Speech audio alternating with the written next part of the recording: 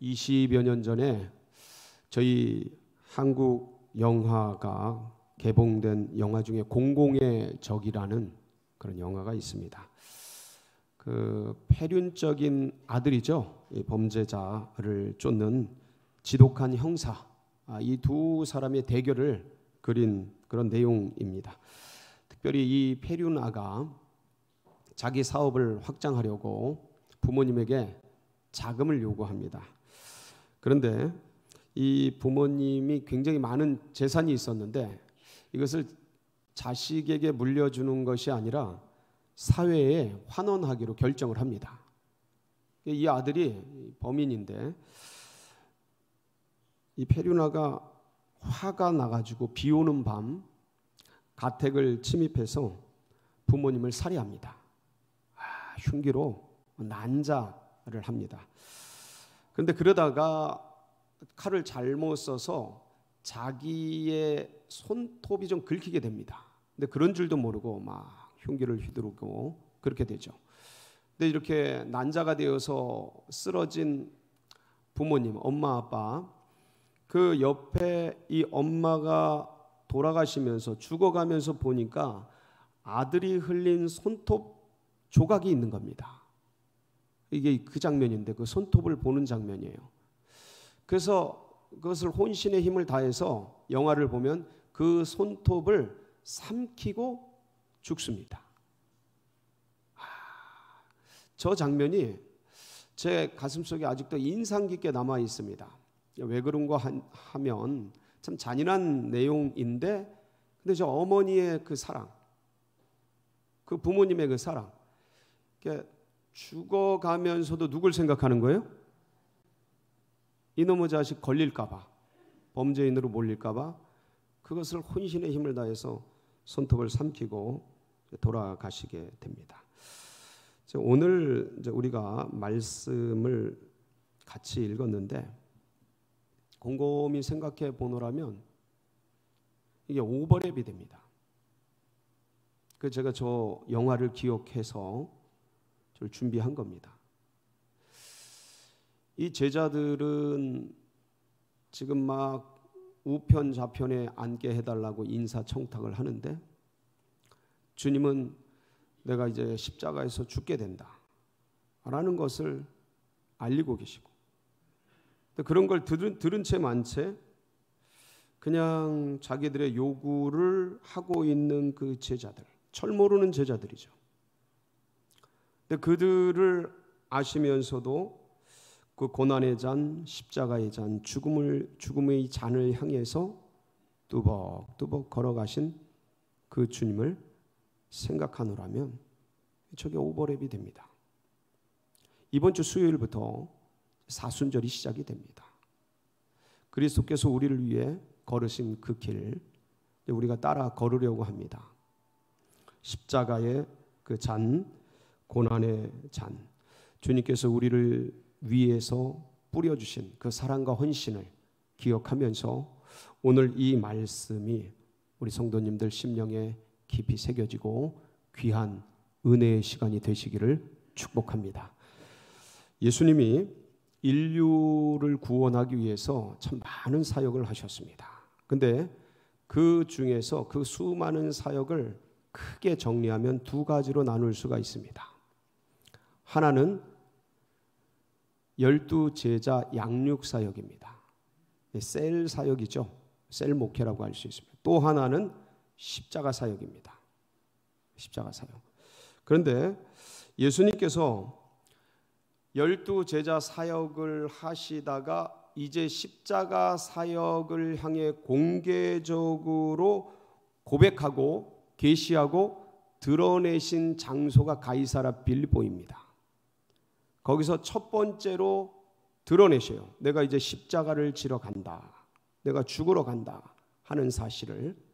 그리고 오늘 말씀이 세 번째 제자들에게 십자가 사역에 대한 공개적인 고지입니다. 계시입니다. 드러내신 부분입니다. 이러한 비극적인 선언을 하시고 계신 그 와중임에도 불구하고 세베대의 아들들, 어머니, 그런 예수님에게 인사청탁을 하는 모습이지요. 근데 이 지점에서 우리가 생각해 봐야 될 것이 있습니다. 그건 뭐냐면 주님이 십자가 사역에 대한 공개적인 고백을 할 때마다 제자들이 비슷한 반응을 보였다는 것입니다. 그러니까 3번의 공개적인 십자가 사역에 대한 계시가 있었는데, 고지가 있었는데 그때마다 어떤 패턴이 있습니다. 제가 오늘 그 3가지 사건을 여러분들에게 같이 나눌 겁니다. 그러면 우리 성도님들은 3가지 사건 속에 감추어져 있는 패턴을 찾으시는 겁니다. 그러면 그것이 우리에게 말씀하시는 메시지가 있습니다. 그것을 같이 찾아서 우리가 어떠한 존재들이고 주님은 어떠한 분이신지를 함께 묵상하면서 우리 가슴 속에 이 주님을 굳게 붙들고 달려갈 길을 달려가는 은혜가 있으시길 축복합니다.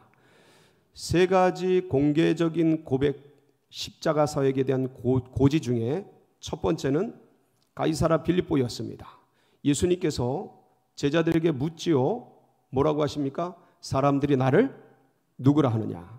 그때 제자들이 세례 요한이라고도 하고 엘리야라고도 하고 예레미야라고도 하고 선지자 중에 한 사람이라고도 합니다. 다시 묻습니다. 주님께서 그럼 너희들은 나를 누구라 하느냐. 그때 베드로가 홈런을 치죠. 아주 교회사에서 잊지 못할 유명한 신앙 고백을 합니다. 주는 그리스도시요 살아계신 하나님의 아들이십니다. 주님이 이 말씀을, 이 베드로의 고백을 듣고 너무 기뻐하십니다. 바요나 시몬아 네가 복이 있도다. 이를 알게 아니는 혈육이 아니요 하늘에 계신 내 아버지시니라. 그럼 너무 기뻐하시면서 이제 너는 베드로라. 내가 이 반석 위에 내 교회를 세우리니 음부의 권세가 이기지 못하리라. 그러면서 천국 열쇠를 내게 주노니 이 땅에서 매면 하늘에서도 매일 것이요 이 땅에서 풀면 하늘에서도 풀리리라. 그러면서 내가 그리스도인 것을 외부에 알리지 말아라 라고 당부를 하시고, 이때로부터 주님께서 이번에 예루살렘에 올라가서 내가 장로들과 대제사장들과 서기관들에게 고난을 받고 죽임을 당하여 제3일에 살아나실 것을 공개적으로 계시하시고 알리시고 드러내십니다. 자, 이게 첫 번째예요. 그때 베드로가 어떻게 반응을 합니까? 주님을 붙들고 항변하며, 여러분 항변하며의 헬라의 원뜻이 꾸짖다 책망하다입니다. 어처구니가 없죠. 베드로가 주님을 붙들고 항변하면서 뭐라 그러냐면 주여 그리마옵소서 이 일이 주님께 미치지 아니하겠나이다. 그때 주님께서 돌이키시면서 사탄아 내 뒤로 물러가라. 너는 나를 넘어지게 하는 자로다. 네가 하나님의 일을 생각지 아니하고 사람의 일을 생각하는도다. 나를 따르려거든 자기를 부인하고 자기 십자가를 지고 나를 쫓을지니라 라고 말씀하십니다. 첫 번째 고지, 베드로의 반응. 주여 그리 마옵소서 이 일이 주님께 미치지 아니하겠나이다. 그래서 주님을 붙들고 항변하는 이 모습. 두 번째는 주님께서 갈릴리 길을 걸어가시다가 두 번째 십자가 사역에 대한 고지를 하십니다. 그게 마가복음 9장 30절로 33절에 기록이 되어 있습니다. 우리 같이 한번 읽어보겠습니다. 시작. 그곳을 떠나 갈릴리 가운데로 지날새 예수께서 아무에게도 알리고자 아니하시니 이는 제자들을 가르치시며 또 인자가 사람들의 손에 넘겨져 죽임을 당하고 죽은 지 3일 만에 살아나리라는 것을 말씀하셨기 때문이더라. 그러나 제자들은 이 말씀을 깨닫지 못하고 묻기도 두려워하더라. 이게 이제 32절까지 주님이 갈릴리 길을 가시다가 노중에서 말씀하신 거예요. 근데 이 얘기를 들은, 이 십자가 사역에 대한 두 번째 고지를 들은 제자들의 반응이 그 바로 뒤에 33절, 34절, 35절에 이렇게 기록이 되어 있습니다. 같이 한번 보실까요? 시작. 가버나움에 이르러 집에 계실새 제자들에게 물으시되 너희가 길에서 서로 토론한 것이 무엇이냐 하시되 그들이 잠잠하니 이는 길에서 서로 누가 크냐 하고 쟁론하였습니다. 예수께서 앉으사 12 제자를 불러서 이르시되 누구든지 첫째가 되고자 하면 무사람의 끝이 되어 무사람을 섬기는 자가 되어야 하리라 하시고. 그러니까 주님이 두 번째 내가 이번에 예루살렘에 올라가서 대제사장들에게 어떻게 고난을 받고 죽으시고 살아날 것에 대해서 말씀하시니 이 제자들은 그걸 깨닫지도 못하고 그걸 묻기도 두려워하면서 에이 무슨 소리야, 그런 일은 귓전으로 스쳐 지나가고 그 노중에 어떤 일이 벌어지냐면 누가 크냐, 누가 1등이냐, 누가 헌신 더 많이 했냐, 누가 더 의로우냐, 누가 더 주님 나라에서 큰 자냐, 이런 거를 논쟁하고 같이 치고받고 언쟁하고 그러면서 이 길을 걸어갔던 것입니다. 주님이 그걸 다 들으셨어요. 아시잖아요. 주님께서 죽음의 길, 십자가의 길을 간다는데 제자들은 내가 높다, 내가 오른팔이다, 내가 더 큰 일 했다 이러면서 나누고 있는 그 모습을 보시고 주님이 마지막에 당부를 하십니다. 너희가 진짜 첫째가 되고 싶으냐? 그럼 끝에 서라. 그리고 뭐 하는 자가 되어라? 섬기는 자가 되어라 하시고 또 다시 사역의 길을 걸어가십니다. 그리고 세 번째 오늘 우리가 읽은 본문 말씀이 고지입니다. 주님께서 이번에 올라가셔서 명확하게 말씀하시죠. 고난을 당하고 십자가에 죽으시고 3일 만에 부활할 것을 말씀하십니다. 그런데 여기 보면 오늘 이 마태복음에 보면 세베대의 어머니, 이 야고보와 요한의 어머니죠. 이 어머니가 이 아들들을 데리고 와서 부탁을 하면서 인사청탁을 하면서 주님 나라가 임하실 때 이 한편에 오른편에 얘, 왼편에 얘를 두실 것에 대해서 청탁을 하고 있습니다. 근데 이 아들들을 보면, 세베대의 아들들을 보면 마치 약간 수동적으로 끌려온 듯한 모습입니다. 어머니의 치맛바람으로 마지못해 온 모습입니다. 오늘 마태복음에 보면 그런데 전혀 그렇지를 않았습니다. 마가복음 말씀을 보면 이렇게 기록이 되어 있습니다. 마가복음 10장 35절에서 37절 말씀에 같이 한번 봉독해 보겠습니다. 시작. 세베대의 아들 야고보와 요한이 주께 나와 여짜오되 선생님이여 무엇이든지 우리가 구하는 바를 우리에게 하여 주시기를 원하옵나이다. 이르시되 너희에게 무엇을 하여 주기를 원하느냐 여짜오되 주의 영광 중에서 우리를 하나는 주의 우편에 하나는 좌편에 앉게 하여 주옵소서. 노골적으로 요구한 것이죠. 자, 그러니까 주님께서 고난과 죽음에 대한 계시를 하고 언급을 하고 말씀을 나누실 때마다 제자들 사이에 어떤 일이 벌어집니다. 이게 패턴이죠. 여러분 이 패턴이 읽혀지십니까? 그러니까 주께서 이제 십자가 사역에 대해서 말할 때마다 제자들은 자신들의 욕구를 적극적으로 표명하고 있습니다. 적극적으로 나타내고 있는 거예요. 그러니까 주님께서 고난당하시고 죽는 것은 제자들의 그 생각 속에 아예 안중에도 없어요.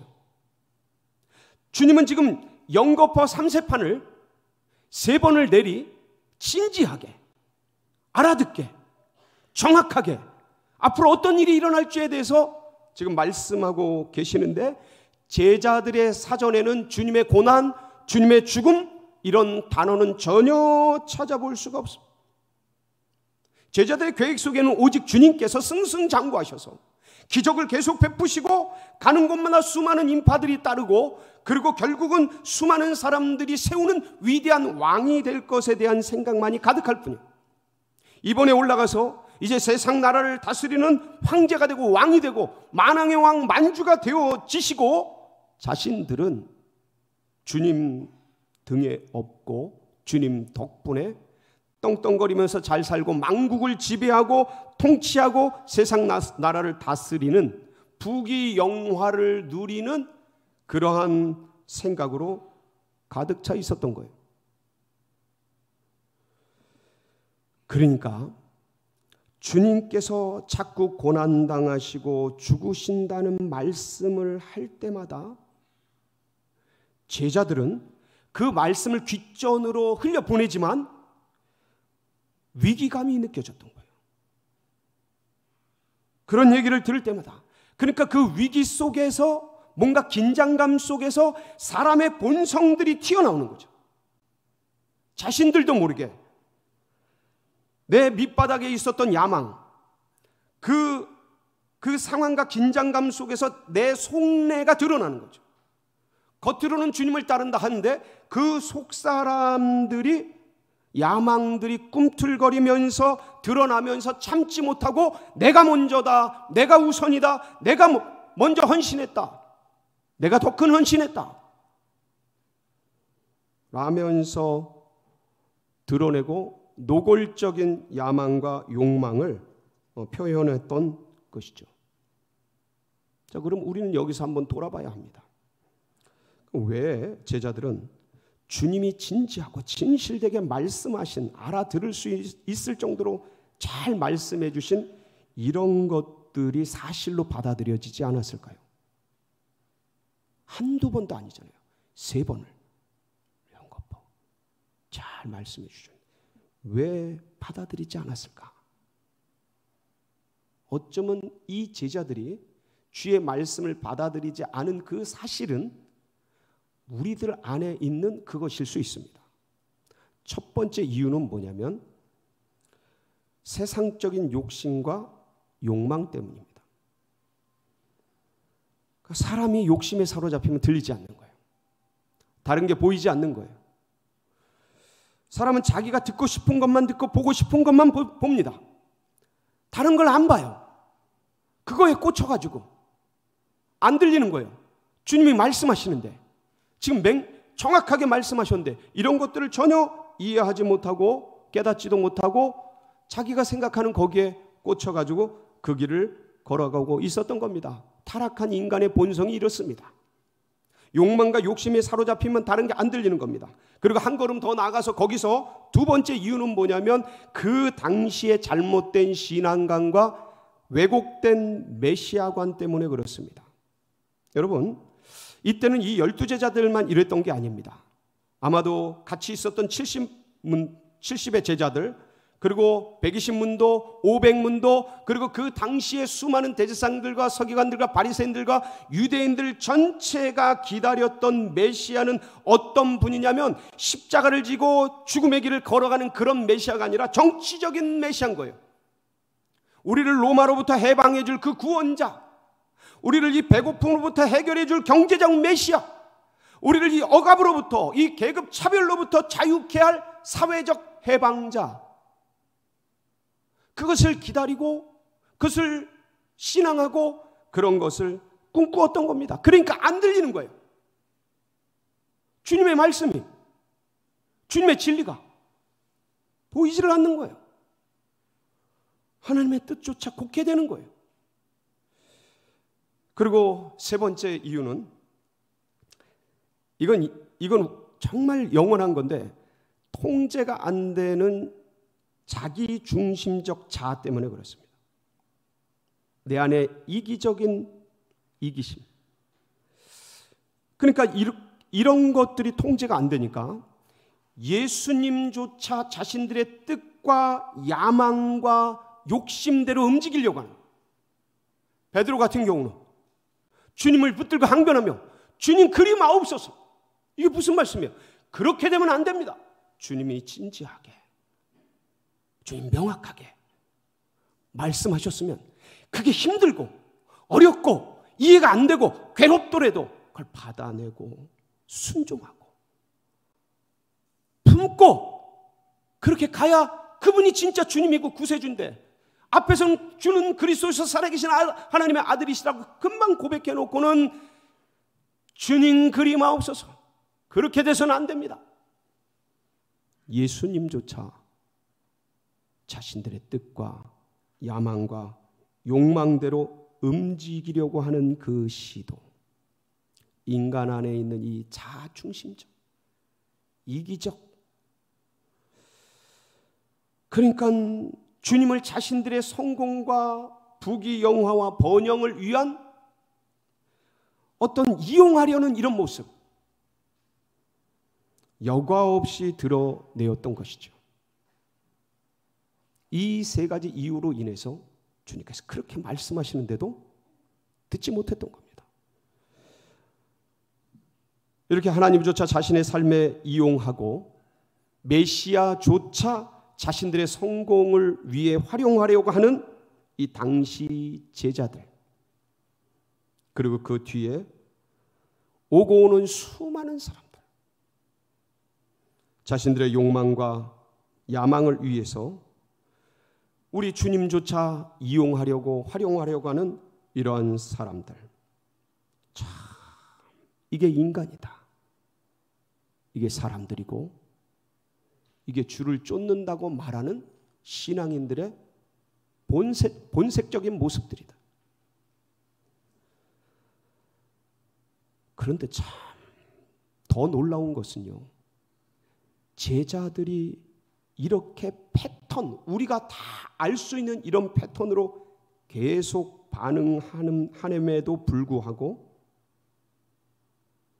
주님께서는 기꺼이 그 고난의 잔을 물리시지 않으시고 그 십자가의 잔을 부정하지 않으시고 그 죽음의 잔을 마시기를 멈추지 않으셨다는 거예요.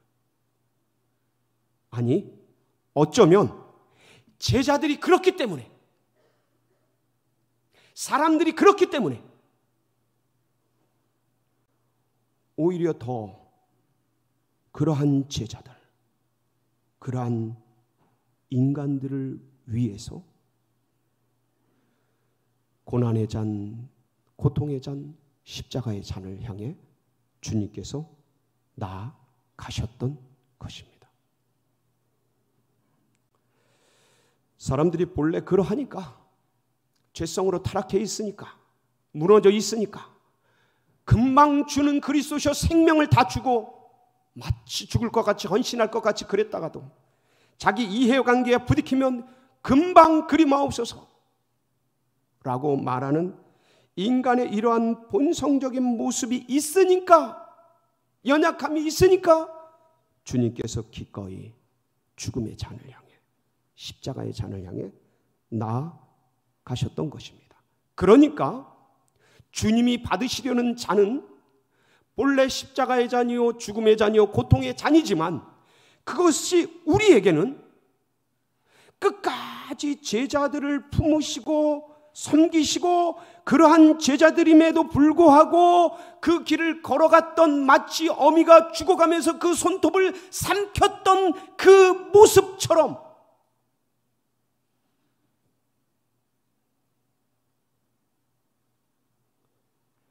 그 잔을 받으신 그러한 주님이기에, 그 주님이 받으신 잔은 우리에게는 사랑의 잔, 말로 형언할 수 없는 은혜의 잔이죠.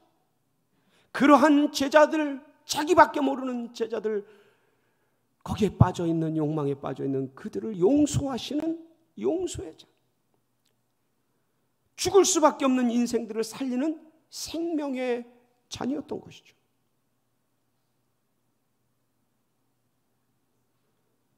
그 길을 기꺼이 가신 거예요. 그러니까 우리는 기억을 해야 됩니다. 여기서 절대로 우리가 포기할 수 없는 이유가 있어요. 우리가 신앙을 포기하지 말아야 될 이유가 여기 있어요. 원래 우리가 그렇습니다. 우리는 인간은 타락한 본성을 가지고 있어요. 신앙의 길 간다 그러면서도 얼마나 주님을 이용하고, 얼마나 많은 죄를 범하고, 얼마나 많이 쓰러지고, 얼마나 많이 주님을 욕되게 하는 그런 일을 서슴지 않고 이 길을 지금까지 걸어오지 않았습니까? 그런 나를 보면, 그런 내 모습을 보면, 그런 내 더러움을 보면, 나의 이 못남, 아니 그렇게 약속해놓고 금방 넘어지고, 그렇게 하겠다고 그러고 금방 쓰러지고, 그리고 죄짓고, 이런 추잡한 나를 보면 내가 스스로 신물이 나 스스로에게 가식과 더러움과 이런 것들을 다 감추고 위선을 떨면서 자기 욕망과 욕심을 남모르게 드러내고 그 정욕을 그렇게 뿜어내는 내 모습을 보면 내가 나를 봐도 희망이 없어. 내가 나를 봐도 절망이, 내가 나를 봐도 진짜 신물이 나고 포기할 만하고 더 이상 하고 싶지 않은 그런 모습을 띌 때가 한두 번이 아니고, 그러나 여러분 그러할지라도 절대로 포기하지 마시기 바랍니다. 왜냐하면 그런 내 모습을 알고도 주님께서 고난의 잔을 받으신 거예요. 십자가의 잔을 받으신 거예요. 이용당하시는 걸 알면서도 기꺼이 그 길을 걸어가신 거예요. 우리가 어떠한지를 알면서도, 믿는다고 하면서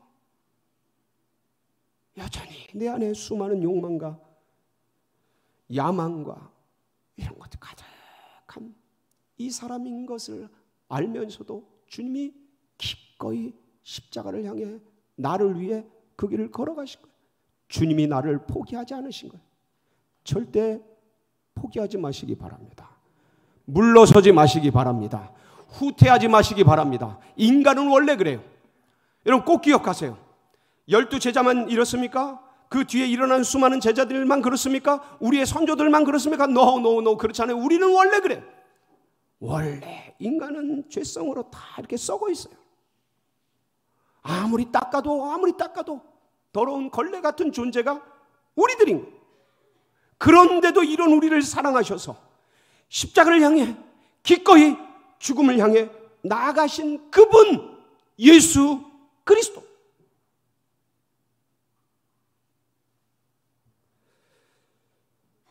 그분의 그 사랑 때문에 포기해서는 안 되는 거예요. 다시 일어나야 하는 거예요. 다시 일어나서 이 믿음의 길을 걸어내셔야 하는 거예요. 주님이 포기하지 않는데 누가 포기를 합니까? 내가 왜 포기를 합니까? 아멘이십니까? 여러분 정상적인 부모는요, 자식을 절대로 포기하지 않습니다. 자식이 이쁠 때만 좋아하는 게 아니고, 자식 미울 때도, 자식이 건강할 때만 포기하지 않는 게 아니고, 자식이 힘들고 병들고 아프고 어려울 때도 절대로 포기하지 않습니다. 자식의 어떤 모습, 풍요롭든지 축복되든지 빈궁하든지 어렵든지 그 여하를 막론하고 정상적인 부모는 절대로 자식을 포기하지 않습니다. 왜 그런지 아세요? 왜 그런지 아십니까? 자기가 낳기 때문입니다.